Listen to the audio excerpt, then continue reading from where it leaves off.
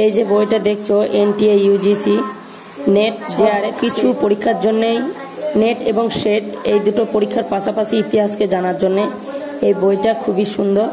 কিন্তু এই বইটা রিভিউ করব আমি। তো আজকে এই বইটা তোমাদেরকে দেখাচ্ছি এই কারণে, যারা আপকামিং নেটের প্রিপারেশন নিচ্ছ আমার সাথে, তারা হয়তো এই বইটা পড়লে তোমাদের ডাউট ক্লিয়ার হয়ে যাবে অনেকটা, এবং কনসেপ্ট খুব ভালো হবে এবং প্রত্যেকটি কনসেপ্ট ক্লিয়ার থাকবে। আর কনসেপ্ট ক্লিয়ার থাকলে পরীক্ষাতে কোশ্চেন বুঝতে সুবিধা হয়। তো এই বইটা সবার প্রথম, এই বইটা হচ্ছে আরিয়ান পাবলিশারের, ঠিক আছে। এটা খুবই ভালো বই এবং এটাতে জাস্ট কনসেপ্ট ক্লিয়ার করার মতো দেওয়া আছে। এখানে কিন্তু ভালোভাবে এলাবোরেট করা নেই। যদি এলাবোরেট করে পড়তে চাও তাহলে তোমাকে সেটার জন্য এনশিয়েন্ট হিস্ট্রির এই বইটা পড়তে হবে বাংলা ভাষায়, এবং অপিন্দর সিং পড়তে হবে। তো এই বইটা বাইন্ডিংটা একটু দুর্বল, বাইন্ডিংটা খুব একটু ভালো নয়, এবং পেজ কোয়ালিটিটাও খুব একটু ভালো নয়। যাই হোক, এখানটাতে প্রিফেস আছে যে লেখকের কি বক্তব্য এবং কি বলতে চেয়েছে। এখানে দেখো প্রথমেই নেটের সিলেবাসটা পেয়ে যাবে এখানে তোমরা, এবং নেটের সিলেবাসটা পেয়ে যাওয়ার সাথে সাথে দেখতে পাচ্ছ এখানে প্রত্যেকটি টোটাল কত, এখানে 92টা না কতগুলো ট্রাম আছে, ঠিক আছে। এই ট্রামগুলোর সাথে তোমাদেরকে ভালোভাবে পরিচিত হতে হবে, কারণ এই ট্রামগুলোর সাথে পরিচিত হলেই তোমরা তখন কোশ্চেন বুঝতে তোমাদের অনেকটাই সুবিধা হবে। দেখে নাও ভালো করে। এবং এই বইটার প্রথম দিকে কিছু প্রিভিয়াস ইয়ার কোশ্চেনও দেওয়া আছে, এখানে কন্টেন্ট সম্পর্কে দেওয়া আছে। প্রিভিয়াস ইয়ার কোশ্চেন এখানে দেওয়া আছে 22, 21, 20, 19 এবং 18, এই একটা প্রিভিয়াস ইয়ার কোশ্চেন দেওয়া আছে। এনশিয়েন্ট হিস্ট্রি কনসেপ্ট এখানে আইডিয়াস পাবে তোমরা। এখানে source of ancient Indian history দেখতে পাচ্ছ, হয়তো pre history and proto history সম্পর্কে আইডিয়া পাবে। Indus and Harappa civilizations, Vedic and later Vedic period, and expansions of the state বা state system, যে স্টেট ফরমেশন, মহাজনপদ, ধার্মিক আইডিয়াগুলো পাবে। কিন্তু এটা খুব ভালোভাবে এলাবোরেট করে নেই, এখানে সবগুলোই দেওয়া আছে, মিডিভেল অবধি দেওয়া আছে, মিডিভেল মডার্ন সবই দেওয়া আছে। প্রিভিয়াস ইয়ার কোশ্চেন দেখতে পাচ্ছ, প্রিভিয়াস ইয়ার কোশ্চেন এখানে দেওয়া আছে। প্রথমেই থাকবে 2022-এর প্রিভিয়াস ইয়ার কোশ্চেন সলভ করেছি আমি। তো এখানে 22-এর প্রিভিয়াস ইয়ার কোশ্চেনগুলো সলভ করেছি, দেখতে পাচ্ছ। এটা দেওয়া আছে 21-এর,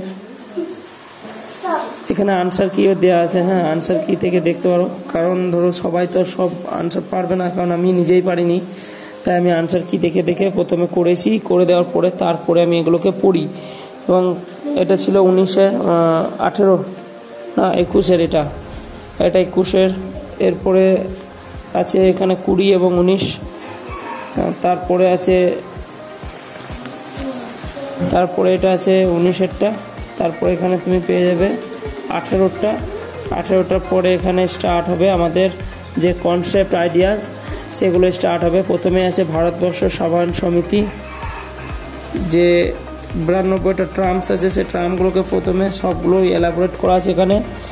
এখানে বর্ণ সিস্টেম দেওয়া আছে, বেদান্ত দেওয়া আছে, পুরুষত্ব দেওয়া আছে, ঋণা দেওয়া আছে, এবং সমস্যা দেওয়া আছে, কিছু কি বলে ওগুলো, হ্যাঁ, প্রত্যেকটি যে পিরিয়ড, সেই পিরিয়ডগুলো এখানে পেয়ে যাবে। এবং তারপরে কিছু এক্সাম বেসড কোশ্চেনও এখানে দেওয়া আছে। এটা খুব ভালো, তোমরা ওইগুলো পড়ার পরে এগুলো নিজেরাই প্র্যাকটিস করতে পারবে। এখন পর্যন্ত আমি এত দূর আসতে পারিনি, এবং প্র্যাকটিস করার পাশাপাশি যে কোশ্চেনের যে গভীরতা, সেই কোশ্চেনের গভীরতা সম্পর্কে এখানে খুবই সুন্দরভাবে বলা আছে। আর একটা জিনিস, নেট সেটে এনসিইআরটির বই ফলো করতে হবে, ওখান থেকেও প্রচুর প্রশ্ন আসে। তো আমি আমার বক্তব্য তোমাদেরকে বললাম, এবং যেটুকু আমি বুঝেছি, আমি যেভাবে পড়ছি সেভাবে তোমরাও পড়তে পারো। হয়তো আমি এখনও একবারও নেটে বসিনি, বা আমার প্রথম চান্সেই নেট ক্লিয়ার হয়ে যাবে, এটাও আমি আশা করি না। তবে এটুকু কনফিডেন্স আছে যে হ্যাঁ, পারবো প্রশ্ন, এবং তোমাদেরকেও আমি সেই আইডিয়াটা দেওয়ার চেষ্টা করব।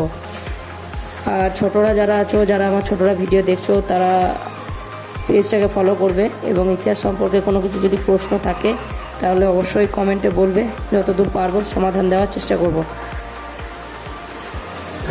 এখানে দেখতে পাচ্ছ সংগম এজটাও দেওয়া আছে, যে সভাগুলো হয়েছিল তামিলনাড়ু বা উত্তর ভারতে, সেই সভাগুলো সম্পর্কে, দক্ষিণ ভারতের বেশিরভাগই সঙ্গম সব দক্ষিণ ভারতে হয়েছিল।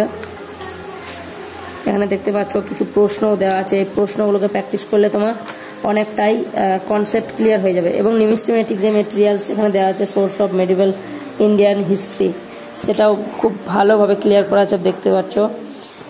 তো এইগুলো করলেই যথেষ্ট হয়ে যাবে।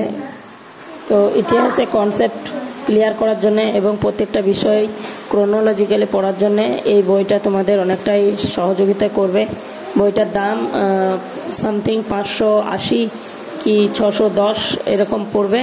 তো তোমরা এটা কনসিডার করতে পারলে নিয়ে নিও, কারণ এটা একটা খুবই ভালো বই, খুব ছোটোর মধ্যে একটা ধারণা দিয়ে যাবে সেই টপিকটার সম্পর্কে।